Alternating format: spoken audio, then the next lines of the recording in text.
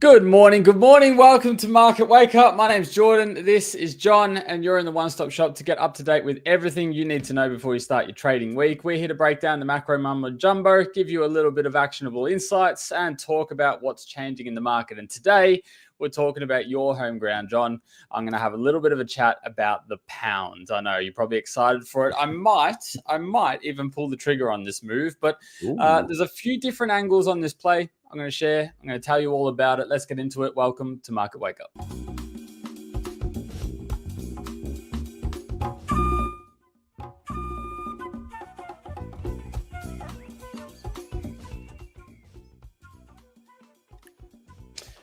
Good morning, John. Good morning. How you doing? I missed last week.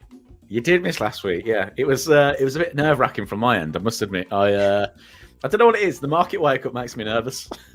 Because I feel like I want to over-deliver value. You see, that's what my goal with this is to over-deliver on the value. So I was a little bit nervous last week without you being there because you're just so good at making me feel calm around all of this. Look at that. Have a listen to him. Make me feel relaxed. Well, all right, let's put you on the spot. What you traded this week? What am I trading this week, or what did I trade last week? What did you trade last week? What did I trade last week? I traded Swiss yen short last week. Okay. That was a market that I was really into. Had a look at reasonably quiet week on the Swiss yen, right? Like we didn't have too much data. There wasn't in the way of data, no. I was looking at the sort of currency strength and weaknesses, and then I was looking at the fact that we've got a BOJ announcement coming up. We did get some BOJ data out last week as well, or like some comments from Governor Ueda, which was kind of pointing to the fact that we are going to get hikes. So I really wanted to be on the side of buying yen, especially where the Japanese 10-year bond yields were. They were at levels we haven't seen since sort of like I think it's 2011 or something like that, maybe even 2008. And to me, when you look at a comparison chart of the 10-year bond yields and dollar yen, typically when we get to these kind of higher levels, you can see the sort of flow kind of change slightly and sort of flows back into the yen. So that was where my attention was last week. I really wanted to short pound yen, but I just didn't get my entry. I was a little bit tied up in other things, and it was one of those where I just completely forgot to look at that market, and I was like, great. And pound yen did quite well to the downside. But yeah, Swiss yen was a good one for me. I actually went long Bitcoin as well last week. Yeah, whoa, I know. Whoa. I haven't been gone that long. I was gone for a week, John. Yeah. Hang on a minute. Let's unpack that. Well, essentially, we've got Trump coming in, right? I think cryptos are more today or tomorrow. Today. No, today.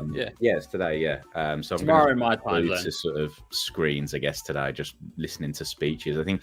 I'm gonna be fast asleep, but yeah, sure. I'll get you to fill me in. Yeah, I will. I'll write a report for you tonight. But yeah, so I'm fundamentally bullish cryptos. Because I just think there's a lot of inflows into that market. It's just from a risk basis. I think the market is still.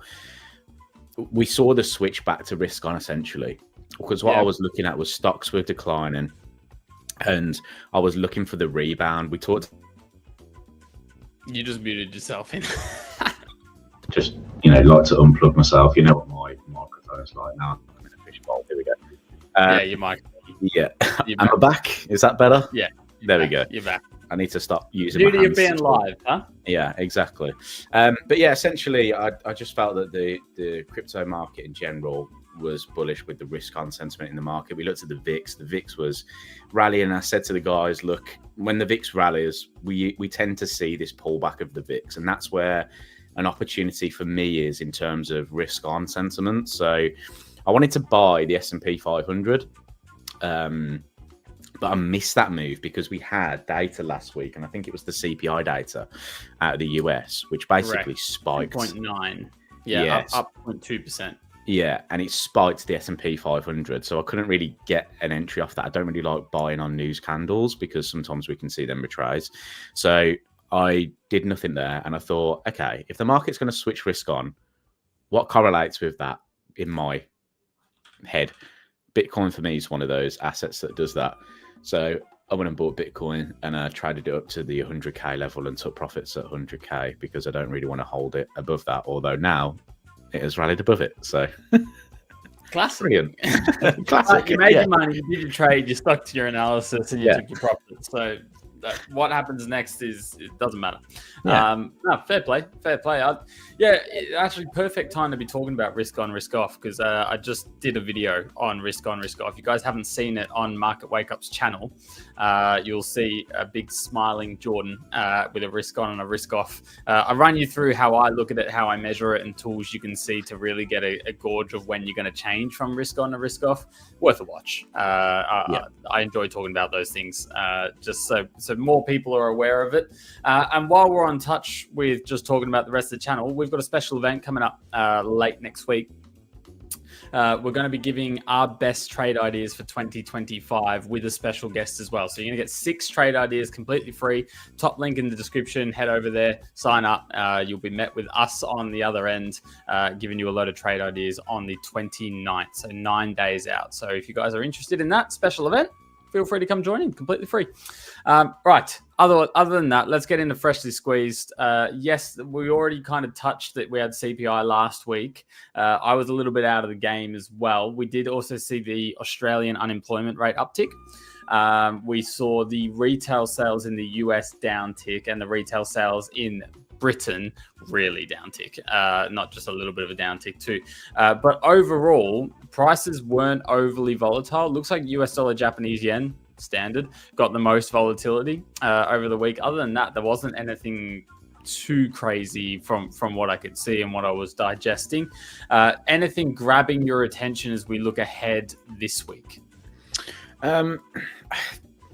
Yes, I'm going to stick with the yen. We could see the BOJ. So this is where I feel like opportunities sometimes come in the market, where I think a lot of people have been trying to almost buy into this yen or this Bank of Japan hike, me included. But I was only doing it against sort of current particular currencies that are very weak at the moment, because I just felt like there was some value there. The BOJ disappoint a lot, right? And we are very familiar with this. Whoa. Hang on. They disappoint you.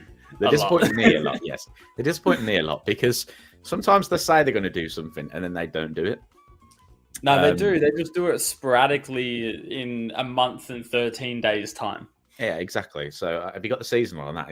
Is that correct? Or you that's all my data. It's 46 days after they say they're going to do something.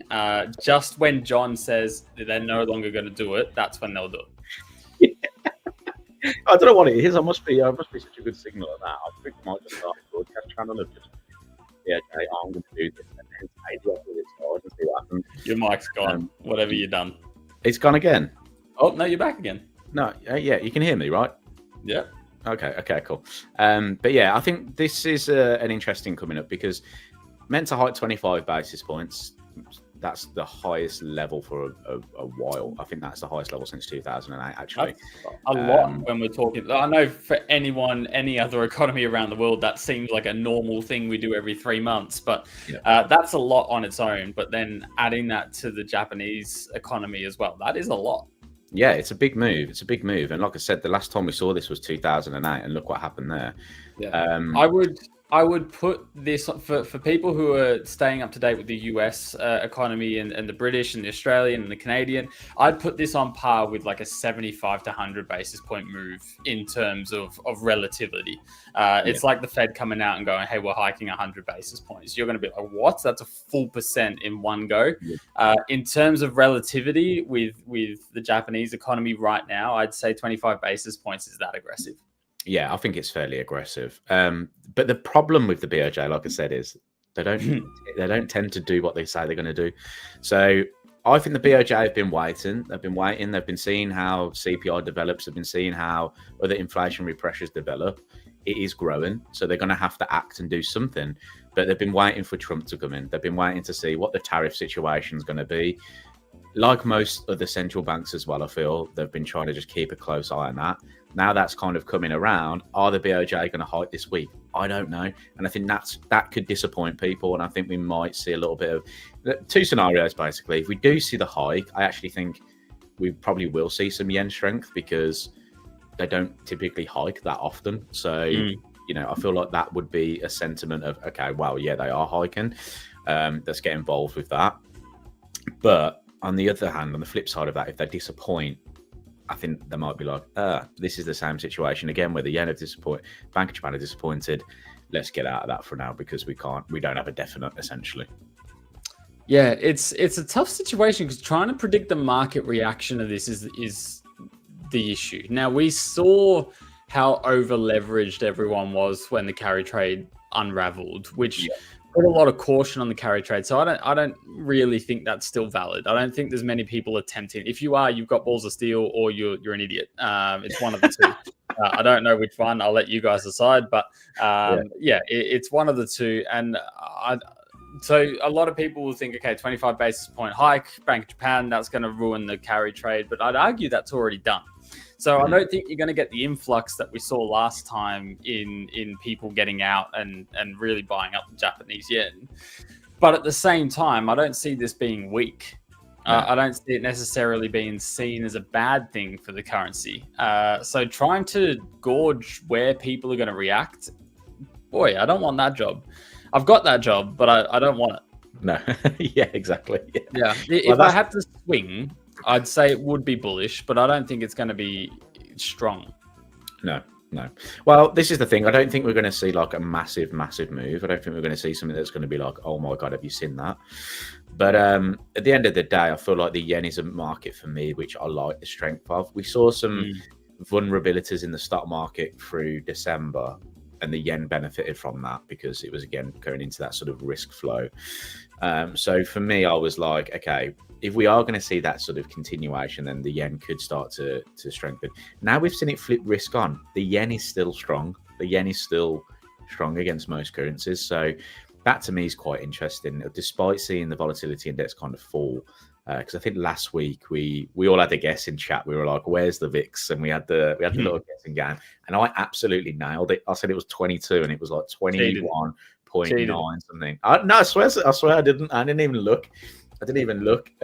So yeah, I was very, very happy with myself. I think Barry actually called the close on Friday, which was quite good as well. So Barry's obviously keeping up to date with it as well.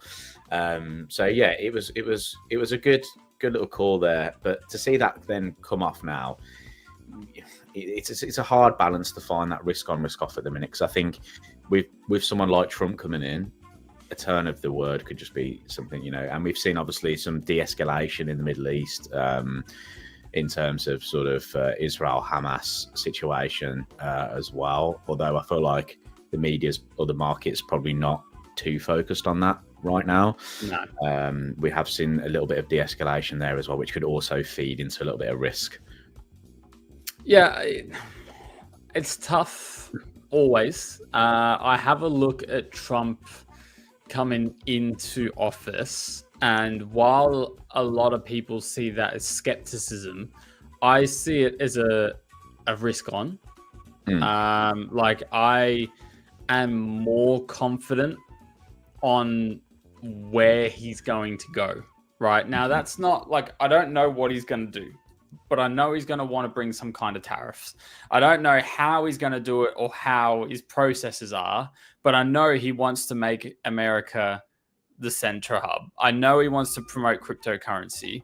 I've got a solid feeling this isn't going to be great for emerging economies. I'm pretty sure this is going to be good for the solid economy. So, like, I don't know what he's going to do. I don't know how he's going to do it. I don't know how the whole political party is going to react and all that stuff. But I know where his focus areas are.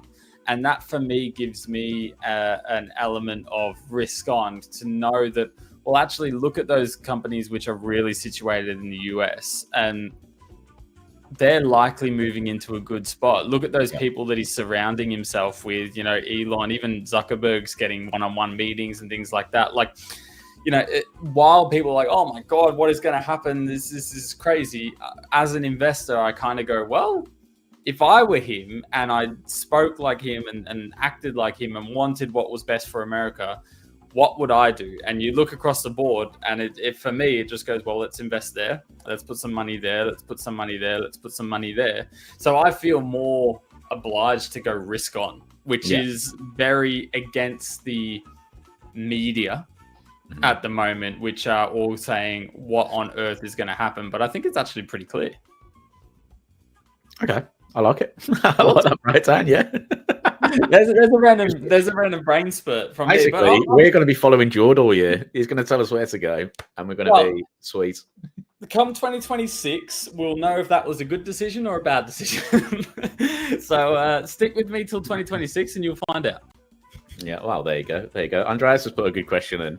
Morning, guys. You've got to comment on the Trump and Mellor meme coins a bit. Come on. That I have no idea what you're referring to. Oh, really? You haven't seen this? No idea. My! You have not seen this? No idea.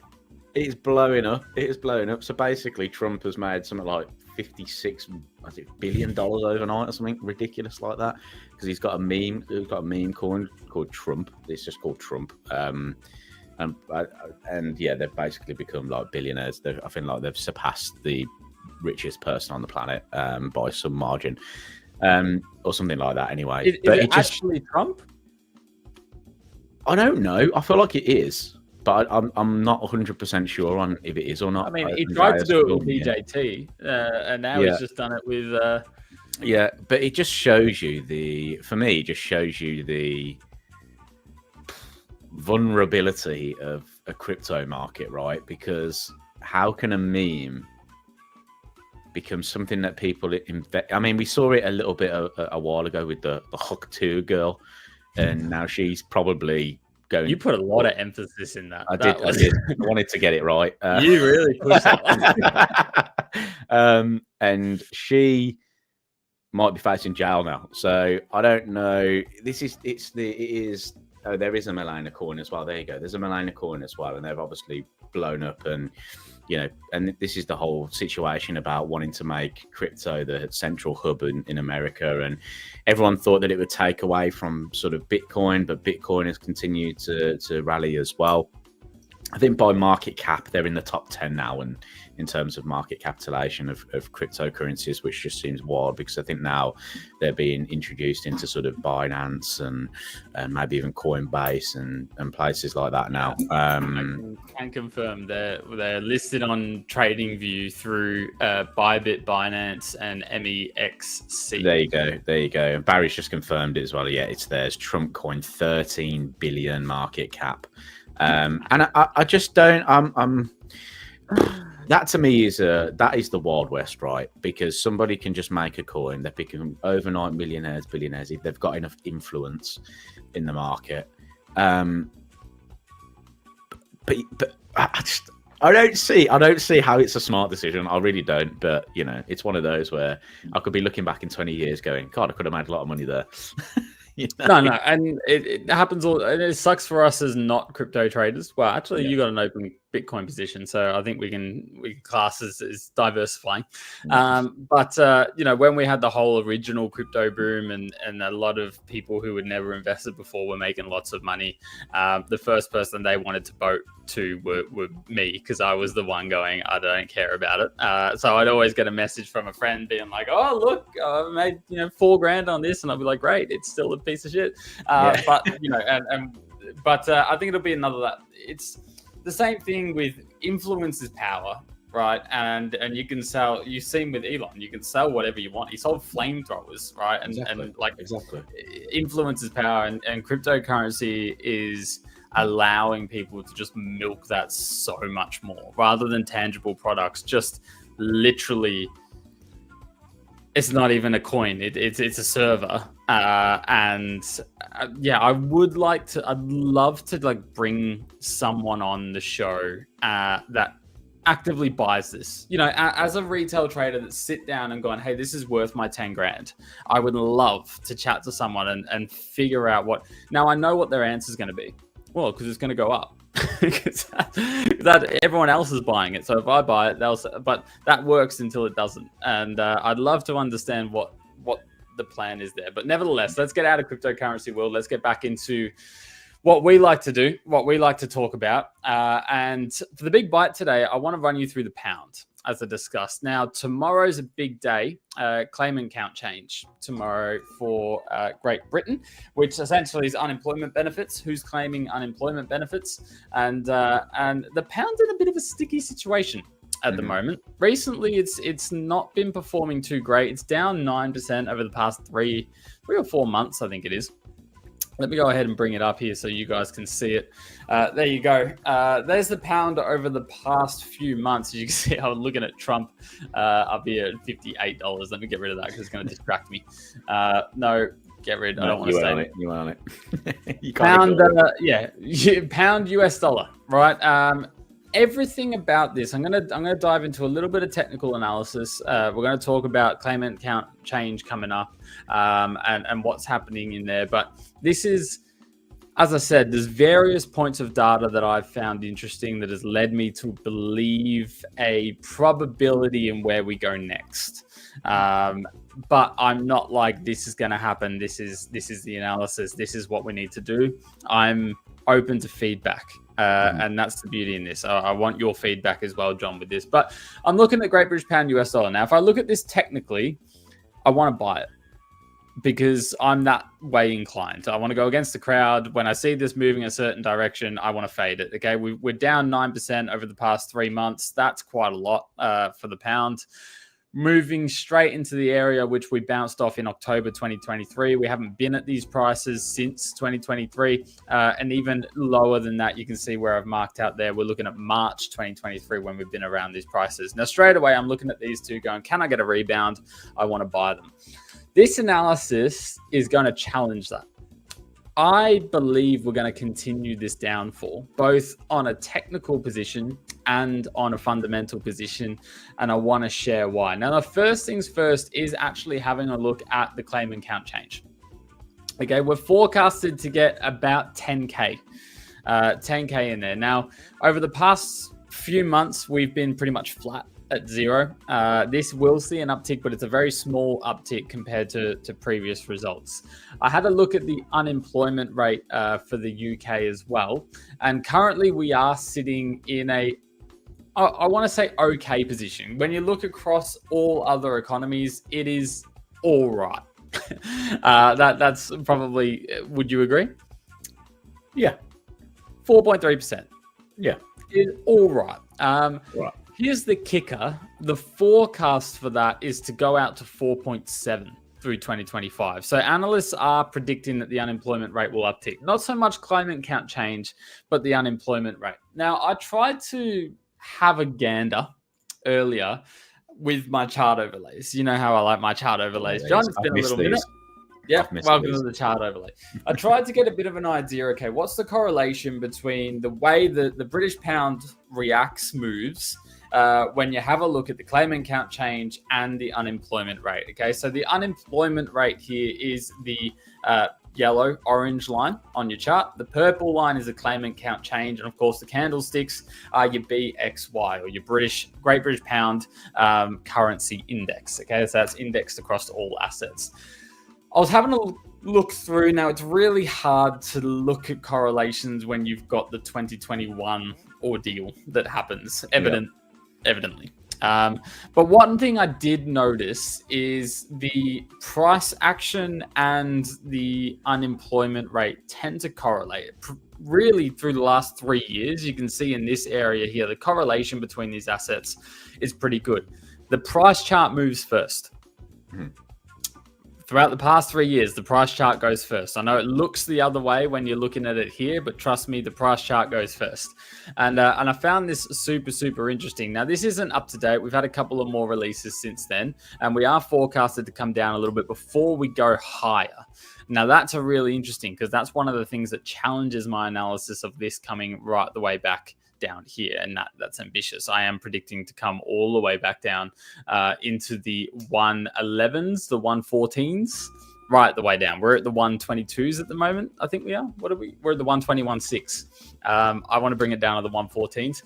I had a look into the claimant count change to see what I could get. I wasn't getting much. I wasn't getting much. I didn't really get much analysis. But one thing I did notice, and I looked through all of history, and it gets a little crazy. This is all the way back in 2007. This is the first time in a long time that we've really bottlenecked. And what I mean by that is we're all piling into one spot. We're all coming in and we're bottlenecking in this area. And I found that interesting. I found that really interesting that the unemployment rate, this to me shows a stability. It shows stability, it shows calm, it shows predictions. It shows that people are comfortable where they are. They've got a clear idea on what's coming. You look through all 2008, you look through 2021, like no stability at all. We have no idea what's going on. I think moving into 2025, people have an idea what's going on and they're willing to bet on it. And I believe these charts, the way they're moving, show that. And I think that's interesting because when I'm looking for stability in a market, and you have a look at the pound and it's collapsing the way that it is, it tells me that they've got conviction. This isn't a volatile, oh my God, panic, get out of the pound. This is a strategic position and it's pushed down. Now that's leading me to go, all right, maybe we break through this October 2023 barrier, which is the 120s 0.5, or maybe we even get down to the 118s, which are the March 2023. Still very ambitious. So what do? We go to our trusty friend on the seasonal charts. Okay. Now I'm going to do a really quick swap so you can see the seasonal charts. Bear with me. There you go. We pop over to SeasonX platform, and over the past 25 years here, John, you can see from late January into early March, it's not pretty. It's not pretty. If you feast your eyes on the pattern returns down here, you can see just how convincing to the downside this pattern is. We do actually see a 72% win rate if we were to short from the end of Jan into about mid-March, with those average profits be around 2.64%, which from our current prices puts us right on that March 2023 area, which I found interesting. Now, seasonally, we're short. Fundamentally, the forecasts aren't pretty. They're not pretty for the UK. They're really not. Technically, it goes against everything that I like. Because you're a fader. Because I'm a fader. But one thing I wanted to do is go, okay, can I find, let's sit in the position of a trader. Can I find a reason to short this from a technical perspective? And I found something interesting. I scrolled back to 2018 and I mirrored our current price action with the 2018 price action. So as you can see on the left, 2025, on the right here is 2018. And we have very, very similar moves. A drop down from the top, right the way down the bottom, a nice pullback perfectly into the 78.6 Fibonacci retracement, a push through, a break of trend, and then a push higher. We've had a very, very similar scenario happen here in 2025. Now, what really gets my interest with 2018 here is how much further that actually came down. It retraced pretty much the whole move in 2018. Now, in 2025, we've still got a long way to go. A long way to go. We're talking maybe 25%. That's a guess. What am I looking at? 15%. We're talking another 15% down. We're down 9% in the last 4 months. Can we continue that strength? I'm not too sure. But once again, if we're in a stable market where volatility is adequate and people are trading with an element of certainty, it means they really care about where they're putting their money right now. It's not the volatile, oh my God, get on the nearest thing moving. It is a position. And if this position is starting here in late 2024, early 2025, where does it finish? Yeah. And if we look at the technicals, we look at the fundamentals, and we even have a look at correlations, I can see us getting into the 114s, John. I like it. I like it. This goes exactly into what my thinking is as well. GDP is low. It's forecast to not get much better in the UK. So growth really not there, not being seen. We've also got the situation as well with, the unemployment's not getting any better. We've also got fiscal problems as well, fiscal policy, where we're seeing an increase in taxes. decrease in government spending. So that is essentially contractionary in a way. So that's not very good for us either. There's been hints of some U-turns on that because of what happened in the gilts, where we saw huge sell-off in gilts.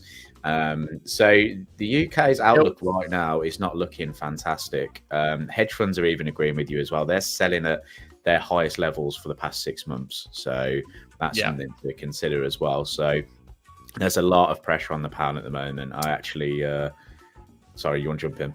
Yeah, I like that because that confirms, without me looking into the commitment of traders, that confirms this move and my suspicions that this is an authentic move. This is people positioning for long term. And then if you're telling me hedge funds are selling at all-time high, that tells me that those are the hedge funds doing this, which confirms for me that one, my reading of technical analysis is still intact. Sweet, you got it, Jordan.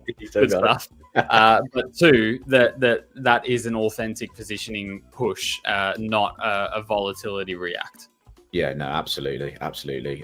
So one chart that I really like the look of actually was Euro Pound. Although we've been very negative on the euro for a while, Euro Pound came into very interesting levels, which were sort of the lowest level since 2022. And I was very much like, this could be a really good chance for Euro Pound to rebound. Market's been heavily bearish, Euros. It's now got a new player in the game, which is Pound. So they can maybe kind of save themselves and deleverage a little bit from those Euros and go into something else instead. So I really like the rebounds here on Euro Pound to the upside, and that's been a nice move higher at the moment. And I feel like this could be a move that is one that's fairly sustained as well.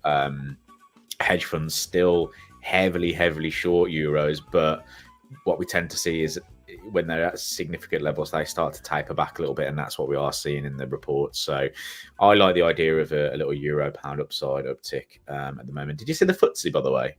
FTSE actually broke into new highs. I don't know if you've seen that. I haven't, but I actually read about 400 analysts, a median average on what they thought the FTSE was going to do in 2025. Right. And it's like 89% of them have all said it'll be down in the 6,000s. Really? And all of them are wrong. That's right. No, it was the high. No. Maybe it was the high 7,000s. 6,000 seems a lot.